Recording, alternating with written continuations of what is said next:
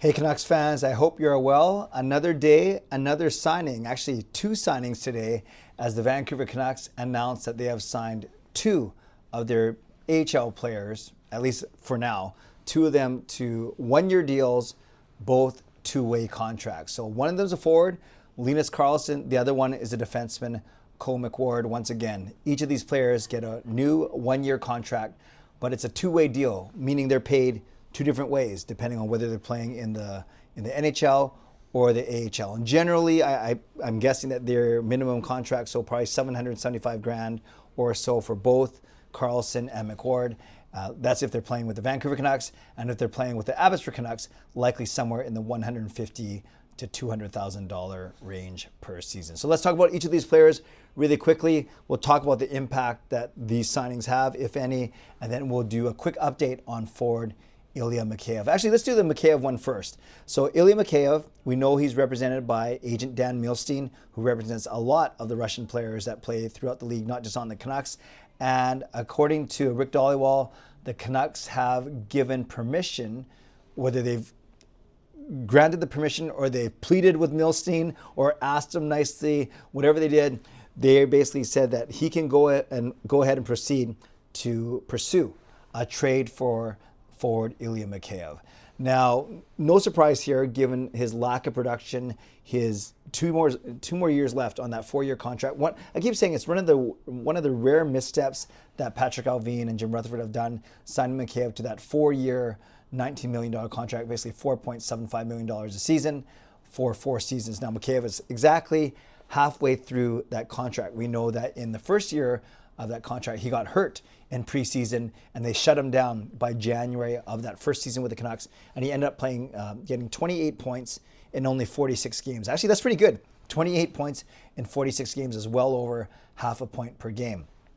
Then he started his second season after rehabbing, working on it for a good 7 or 8 months. Started slow, started late, and appeared in only 78 games, so at least almost the full season, but only at 31 points, including 11 goals. So the season before, he had 13 goals, 28 points in 46 games. He actually regressed from a points per game and a goal total. In 78 games, he only had 11 goals and 31 points. So his points per game fell dramatically, and his goal total actually, the absolute goal number dropped from 13 to 11, despite him playing 32 more games. So needless to say, he wasn't a fixture in the top 6.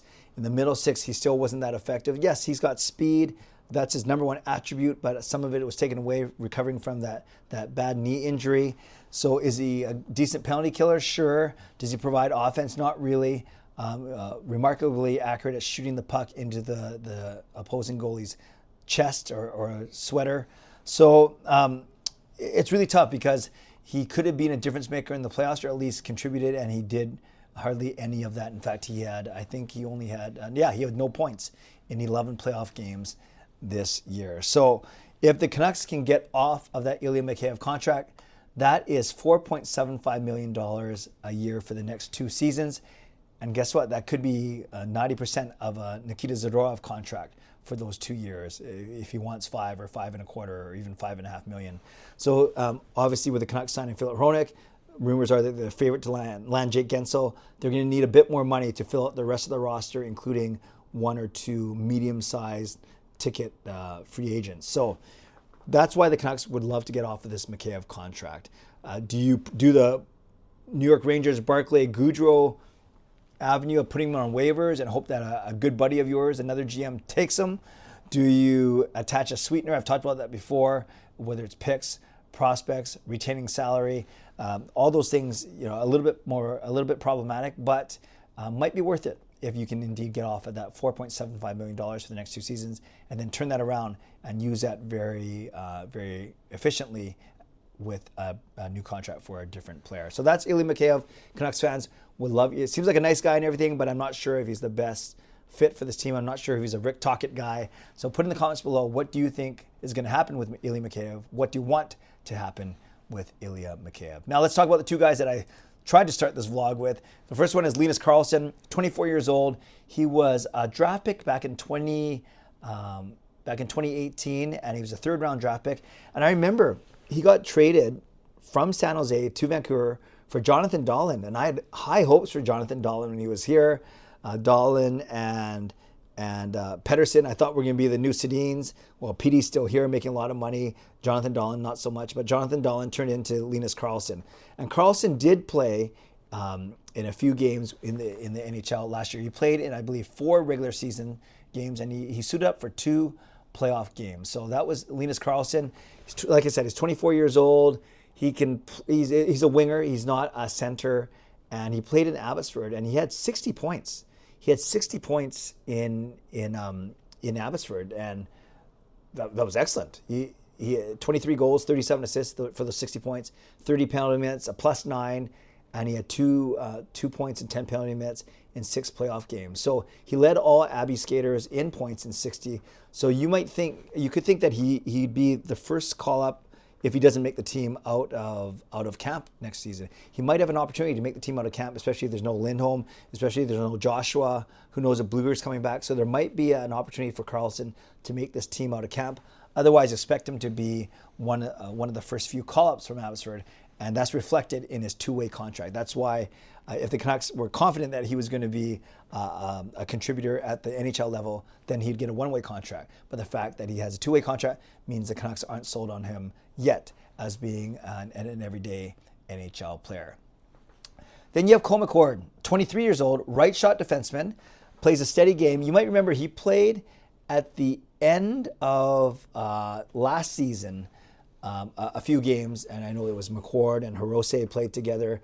And in last year in Abbotsford, he played 57 games, and he got 17 points. So 4 goals, 13 assists, 17 points in those 57 games, and he was a +5, so also a plus player. Then also played 6 playoff games and got 1 assist in those 6 playoff games.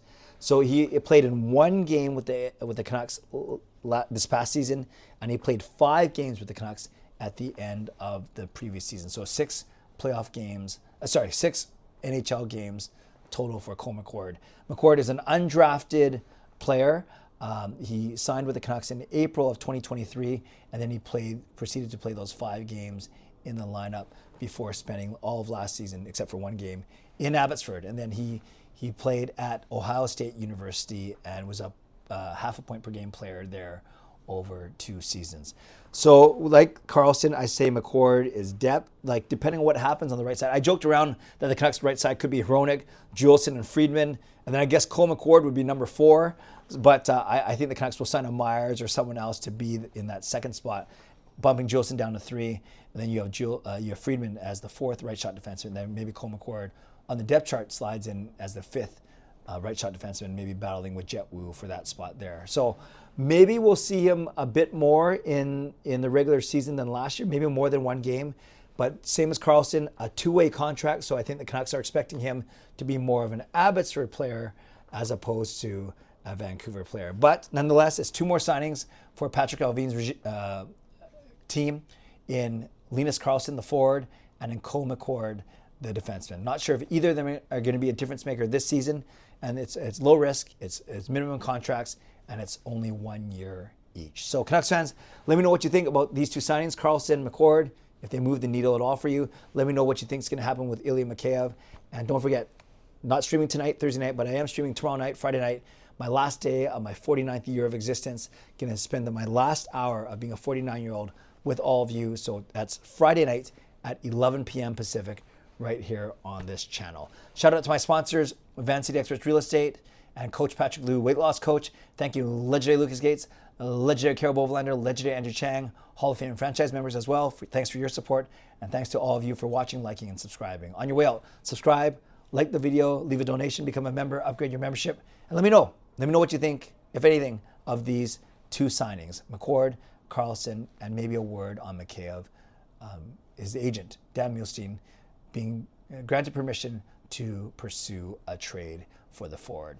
As always, stay safe, stay healthy, take care of yourselves, and take care of each other. Have a great rest of the day. God bless, and go Canucks go.